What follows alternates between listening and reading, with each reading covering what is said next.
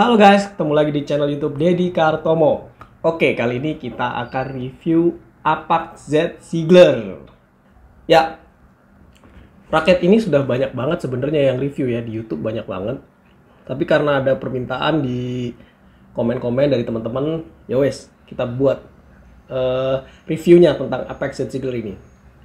Kemudian untuk detail tampilan dan juga spesifikasinya kemarin sudah kita bahas detail di unboxing. Kalau yang belum nonton dan mau lihat detailnya seperti apa, boleh lihat di video unboxingnya. Linknya saya tulis di deskripsi di bawah. Nah, kita flashback sedikit ya. Jadi raket ini adalah raket Malaysia, brandnya Malaysia ya. Ini dia dapat penghargaan Super Brand Malaysia Choice 2020. Kemudian made in-nya Vietnam. Nah, spesifikasinya seperti ini ya. Saya bandingin sama SS2020. Kemarin juga ada yang minta, Om bandingin dong sama SS2020. Oke. Kemudian tambahan satu lagi itu Astrok 38D. Kenapa? Karena itu ada di range budget yang relatif mirip lah, di bawah 500.000. Oke, secara tipe semuanya tiga-tiga yang tadi saya sebutkan adalah tipe attack ya, atau power. Nah, ini SS2020.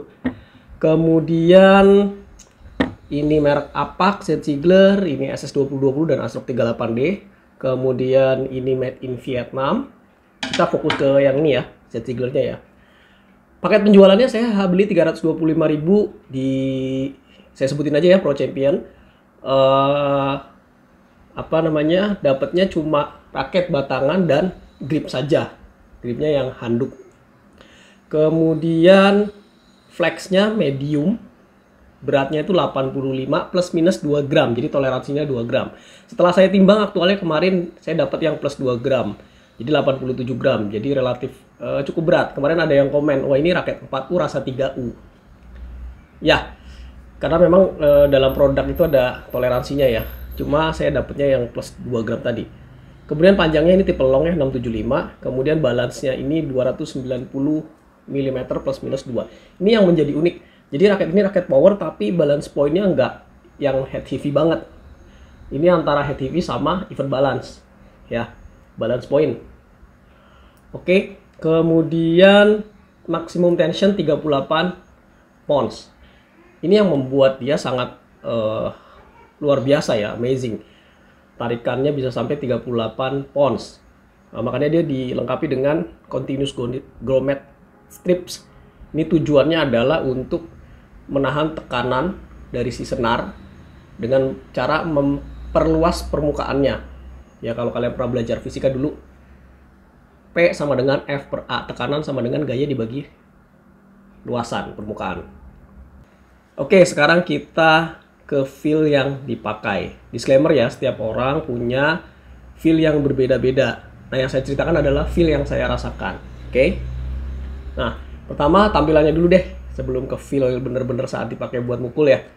Kalau menurut saya sih tampilannya good aja ya, nggak sampai yang very good apalagi excellent, karena ya rapi sih, cuma maksudnya tidak terlihat seperti raket mahal, biasa aja gitu, sesuai dengan harganya lah ya.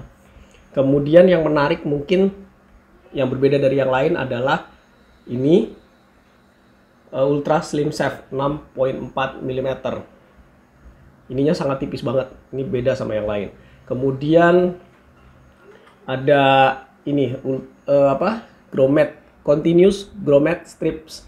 Sebelum ke feel ada satu lagi sih. Jadi gini, raket ini punya sesuatu yang krusial, yang menurut saya akan krusial saat kita pakai, yaitu frame size, ukuran kepalanya. Nah, dia belum mengadopsi yang namanya isometric atau dynamic optimum frame. Nah, kalau di Li-Ning istilahnya dynamic optimum frame, kalau di Yonex istilahnya isometric. Nah, sehingga kepalanya ukurannya lebih kecil. Coba ya kita lihat ya. T-joinnya saya samakan, kemudian T-joinnya saya samakan, kemudian pinggirnya juga saya samakan, salah satu sisinya saja. Ya, ini dia. Kelihatan nggak ya? Lihat. Aduh, susahnya. Nah, di sini terlihat, lihat di bagian bawah. Di bagian bawah itu kelihatan bahwa si Li-Ning SS2020 itu nongol nih di sini nih. Kan kelihatan tuh overlap. Nah, ini udah pakai dynamic optimum frame. Di bagian atasnya juga ini, dari sini. Jadi total lebarnya selisih bisa sampai 1,5 meter, 1,5 cm maksud saya. Nah, coba kita bandingin juga dengan isometric punyanya Yonex. Hijau ini sama nih. Jauh malah, yang pakai isometric malah lebih jauh lagi. Ya. Ini dampaknya apa? Dampaknya adalah sweet spotnya jadi lebih kecil. Apa itu sweet spot? Sweet spot itu adalah suatu area di mana pukulan kok itu akan menjadi lebih optimum ketika terkena sweet spot. Kalau di luar sweet spot, pukulannya menjadi tidak maksimum. Baik itu dari sisi arah maupun kontrol powernya. Kalau tarikannya lebih kenceng lagi, makin kecil lagi sweet spotnya. Ya, ini nanti dampaknya di saat kita memukul. Yaudah kita bahas satu-satu yuk. Pertama dari sisi smash. Smash very good. Very good ini tadi berapa kali saya coba pakai smash. Wah, enak sih, enak banget. Kemudian angle-nya juga cukup tajam, meskipun nggak sampai setajam seri Astrok ya. Kemudian untuk lob dan drive juga sebenarnya very good nih. Saya bilang very good. Karena dia kan balance point-nya nggak terlalu heavy banget. Cuma di 290, nggak sampai 300. Sehingga nggak terlalu berat saat kita melakukan swing datar untuk drive maupun swing ke atas untuk lob.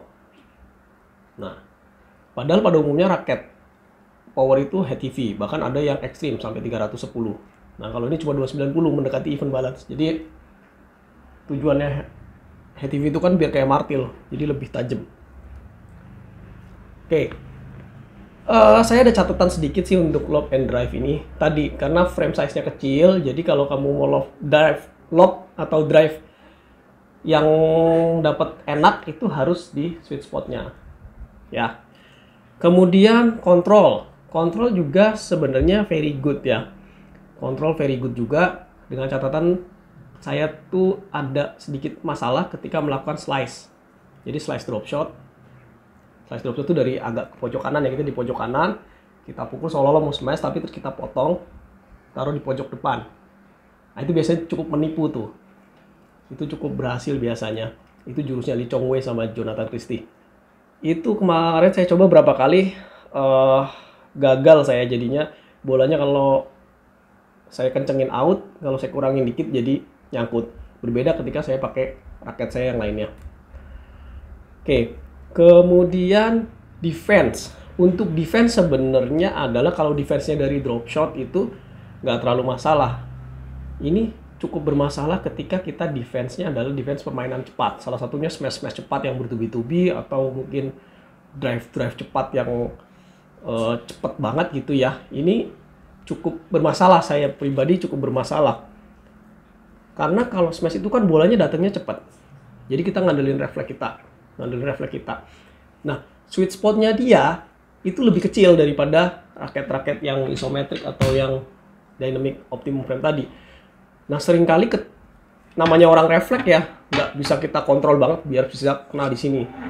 Jadi kadang-kadang itu suka kena di pinggir sini, berapa kali di frame juga tadi. Padahal saya udah posisi yang siap, ini datang bolanya di sini. Loh, ternyata kenanya sini, kayaknya frame.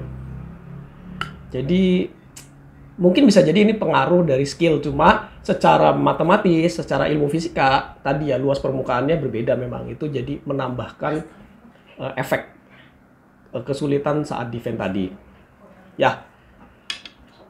Kemudian perbandingannya. Oke, kita bandingin ya komparasi antara Apache Ziegler, Li-Ning SS2020 sama Yonex Astrok 38D.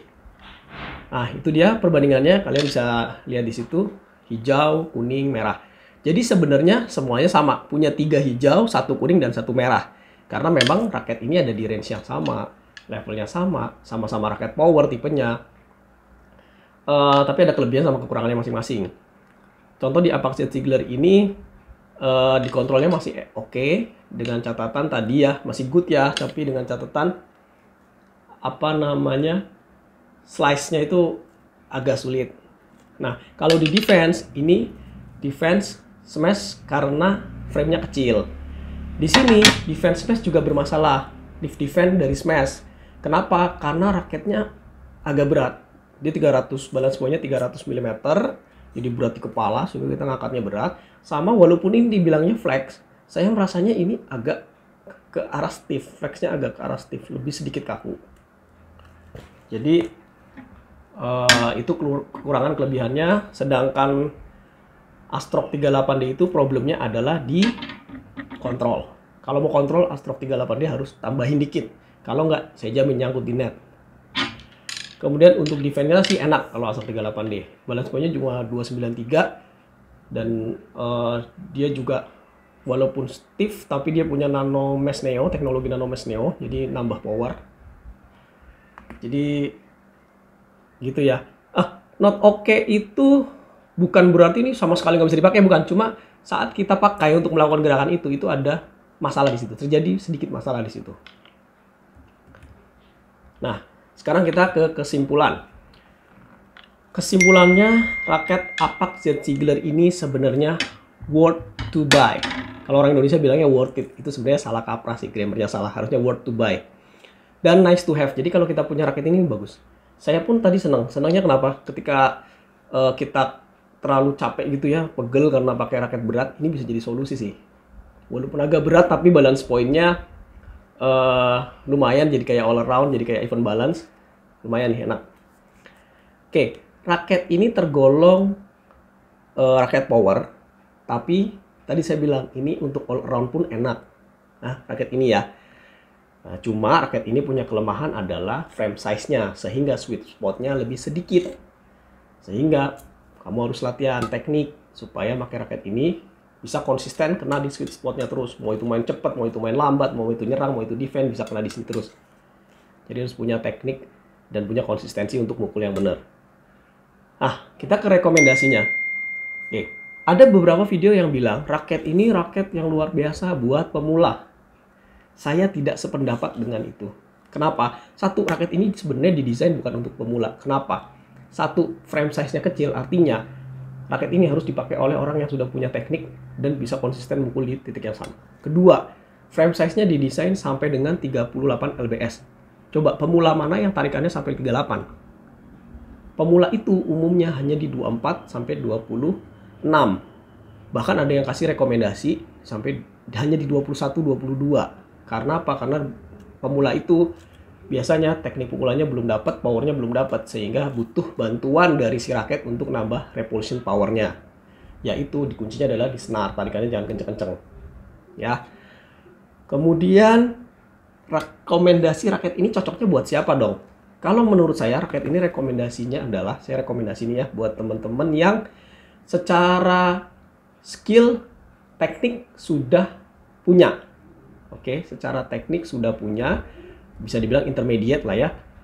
Kemudian bisa mukul secara konsisten di sweet spot dan pengen bermain all around, tapi punya keterbatasan budget. Jadi punya skill, pengen raket power, tapi bisa buat all around juga, tapi punya keterbatasan budget. Ini solusi. Ya, mungkin itu dulu review Apax Z Ziegler. Anyway, kalau buat kalian yang Apax Z Ziegler lover dan tidak sesuai dengan tidak setuju dengan